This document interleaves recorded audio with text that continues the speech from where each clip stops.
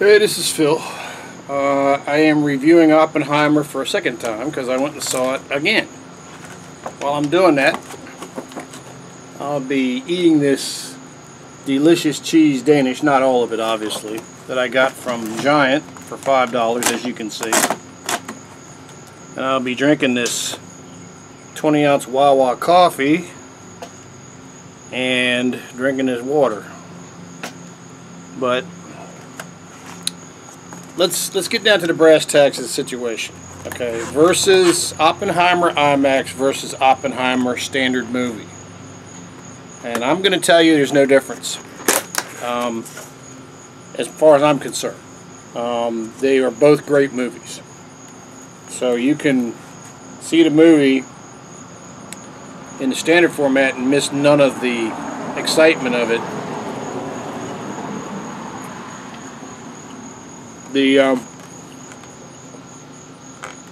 The sound is amazingly bad. Remember I told you about taking earmuffs? I took earmuffs. These are my shooting earmuffs. They're outstanding quality. I wore them, and it's funny because my body remembered every place where the sound got bad. I was putting them on. I didn't even know why I was putting them on. But my body remembered every place where in the IMAX version my entire body was telling me, get away from this. So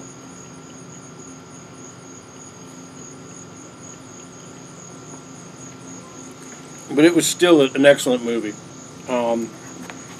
And his name might be Killian, but I call him Cillian because his name starts with a C. So if your name's Killian, I apologize.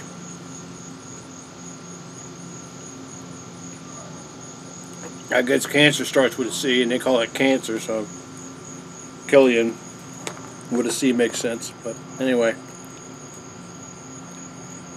I'll call him Killian. But he did a great job playing Oppenheimer.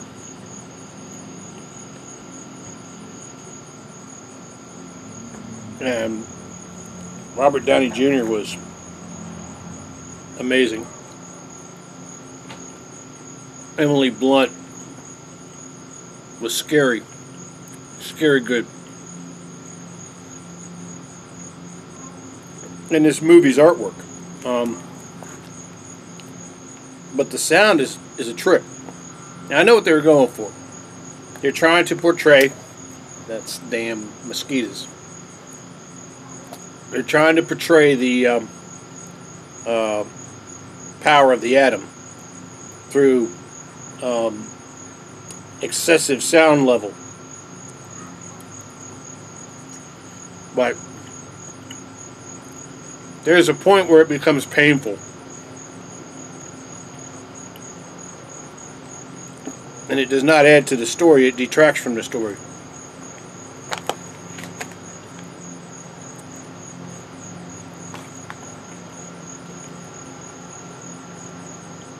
But I enjoyed it both times. So I had 6 hours of Oppenheimer.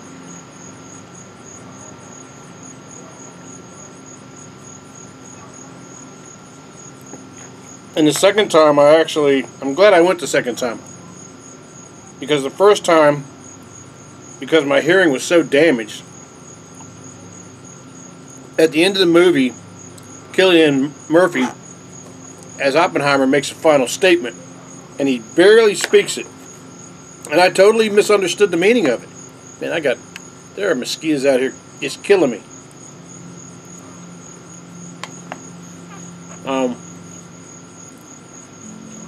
But I fully understood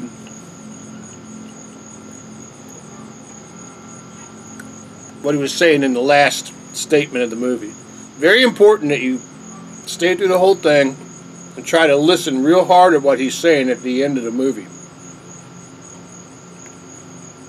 Because it ends with a profound statement that if you misunderstand it, like I did in the first movie, it made me a little upset. But when I heard it at the end of the second movie, I fully understood what he said.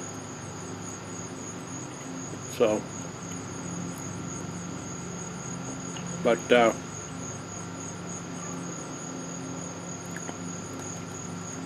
second time it cost me $9 and something. I did not get the popcorn, so I saw it for essentially $30 less. Now this theater I'm going to,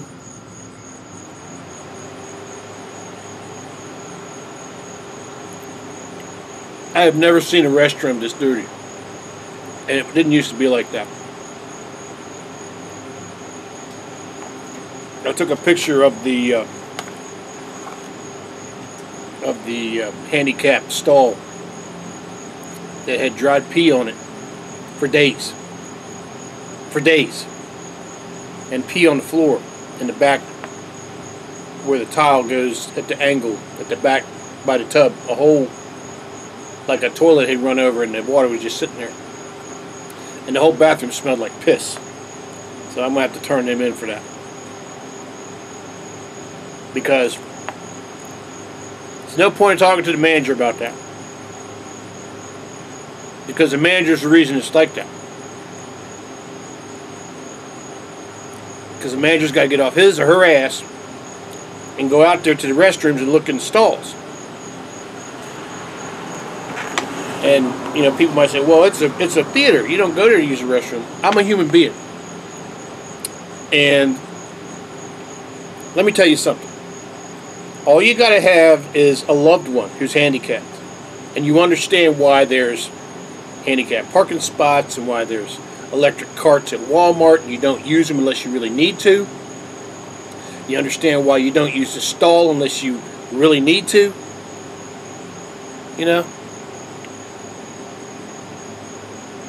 In my case, I looked around. I didn't see anybody who was handicapped. I didn't see anybody in wheelchairs. I opened the door. I was going to throw my... Usually they have a baby changing table. You can flip down. You can throw your jacket up on it. And I throw my hat up on it. And I can do my business quick and get out of there. I wasn't touching that toilet. I wasn't touching it. I said, Jesus Christ, this is ridiculous. And that's not the cost of the cheaper ticket. That's just lazy-ass management. And I know what it is. It is a manager who does not want to deal with their worker saying no.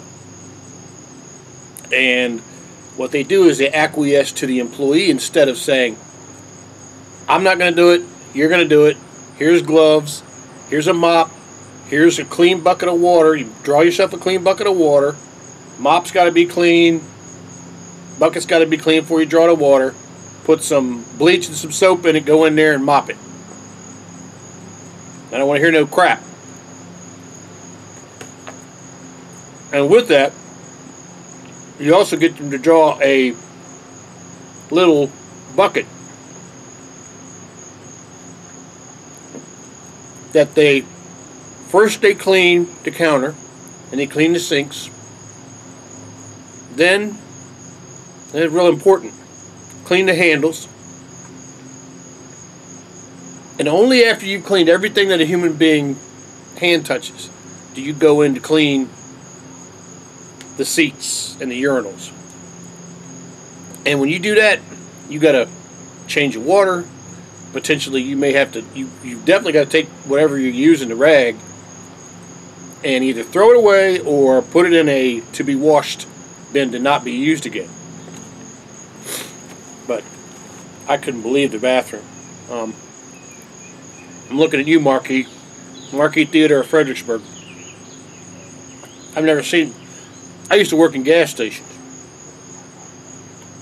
And the women's room was always dirtier than the men's room. The shit they did in the women's room would make you want to vomit. But I cleaned it. Now this was in the men's room, but this was just neglect. Anyway, the movie was great. I'm glad I saw it on regular again. And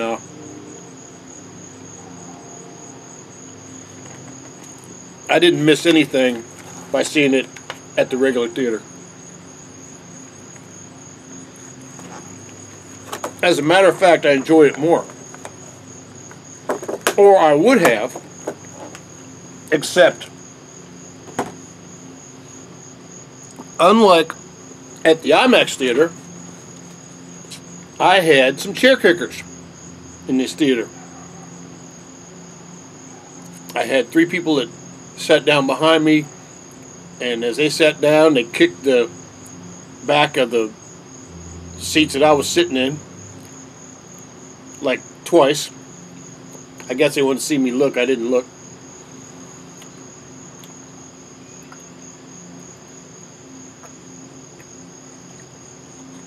I felt them shake again, like one more time, maybe 5 minutes after that.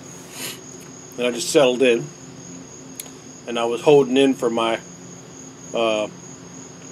first restroom break because I knew I was going to have to take a restroom break.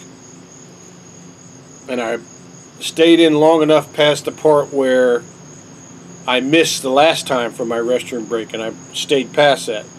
And when I got to where I recognized the movie, I said, okay, time to go use the restroom. So I went and did the restroom break. And when I came back in, I sat way down on the end, purposely not in the row I sat in, just so I wasn't around anybody. There was nobody sitting around me. So about 20 minutes after, well, about 15 minutes after that, somebody kicked the back of my seat again. Somebody had moved down behind me and kicked my seat. And he kicked the seat like twice. So I said, okay, all right. And I sat there.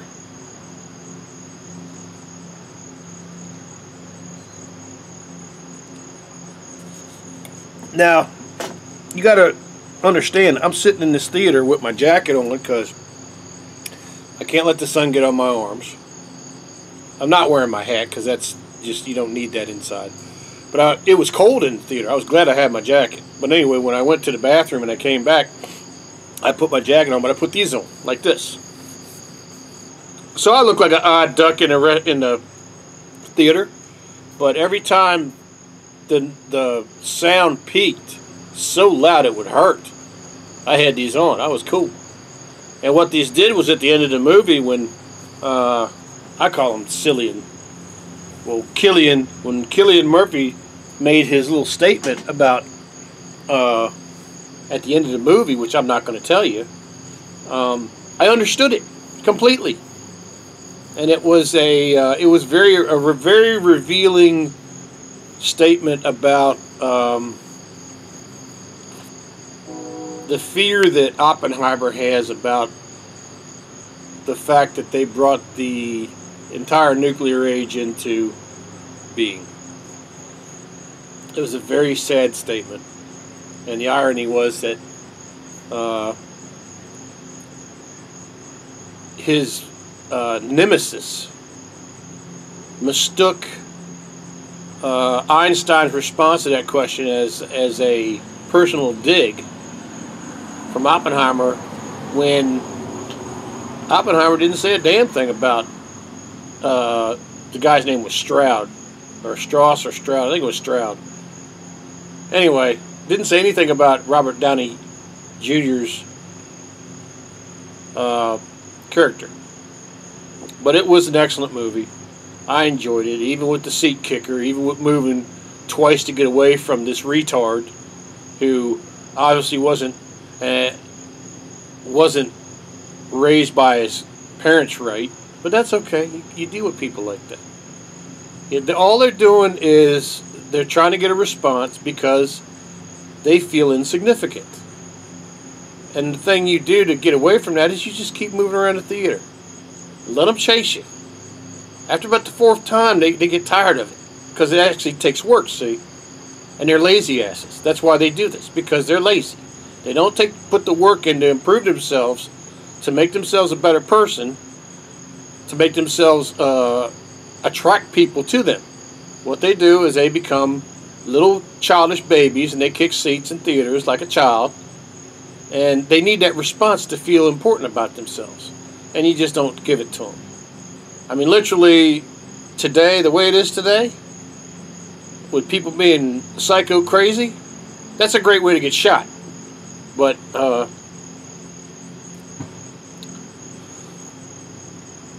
as far as I'm concerned, I'm not getting into any discussion about people kicking seats.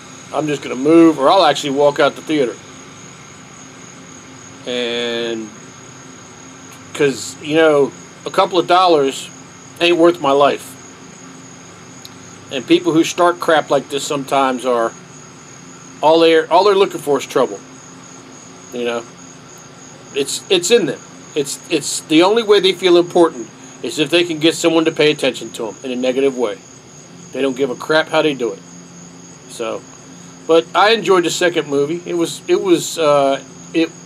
The good thing about seeing it the second time was, and I heard a reviewer on YouTube say this, was I'm going to have to see it again because I missed so much the first time. I didn't really miss that much the first time, but it really did set in stone the way the movie was made, that it was artwork.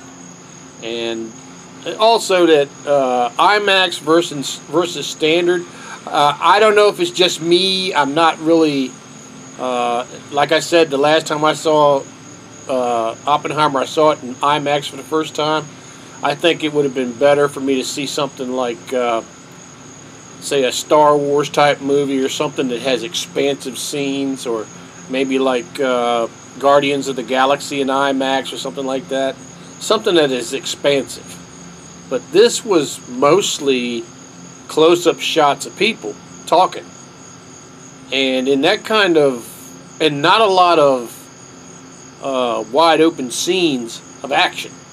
So, but I thoroughly enjoyed it the second time. I felt actually pretty good walking away from the popcorn, although the funny part is, here's the funny part. This theater sells bagged popcorn, okay? And I've had it before. And their bagged popcorn is actually a higher quality popcorn than the other theater that I went to, which is a Regal Theater that has their own popcorn. So go figure that. You know, the bagged popcorn that's 3 days old is higher quality than the popcorn that's popped right there. So I don't know. Anyway, it was fun. I meant to do it because I wanted to see what the difference would be. And I really wanted to see what the sound was going to be like. And the sound was just as bad in the standard theater as it was in the regular theater. Whoever mastered this sound on this movie, they needed to talk to him. They needed to actually sit in the theater and talk to him and say, look, that's too damn loud. You can't do this to the customer. You can't do this to people. I'm trying to make a point. Well, you can make a point at 10 decibels less. I mean, there are ways to make a point without making it painful. And there were people in the theater when I left that were visibly not happy about the sound. They were making comments. And it wasn't about me. They were making comments about, geez, that was loud. So, anyway, I don't know. I enjoyed the movie for the second time. It was worth it just to go see the difference. I don't know if I'll go to IMAX again. I don't know if it's worth it to me.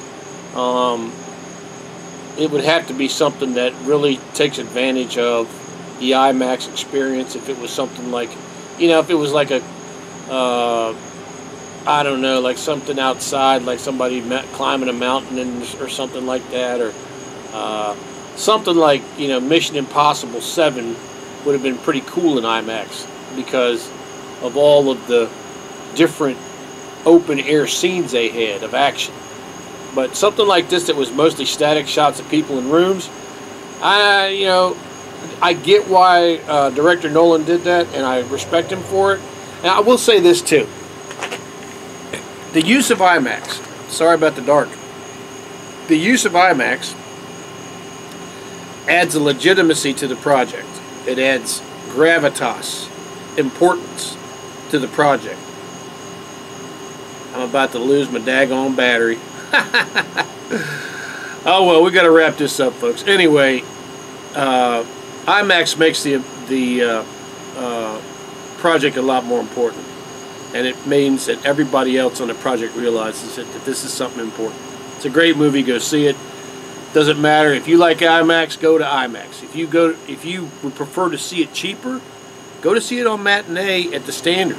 You know, during the week, you can get in there for like $7 and you can see it. But go see it. It's a good movie. It's 3 hours long, but if you are a history buff like I am, or if you like knowing where our world came from, this is part of it. And director Nolan and his merry band of actors and actresses and filmmakers and cinematographers and editors and grip boys and grip girls and all them people, they did their very best to bring you a top quality product, which they did. So go see it, okay? I'm about to lose my battery. Y'all have a great night, and thank you for watching the video. God bless.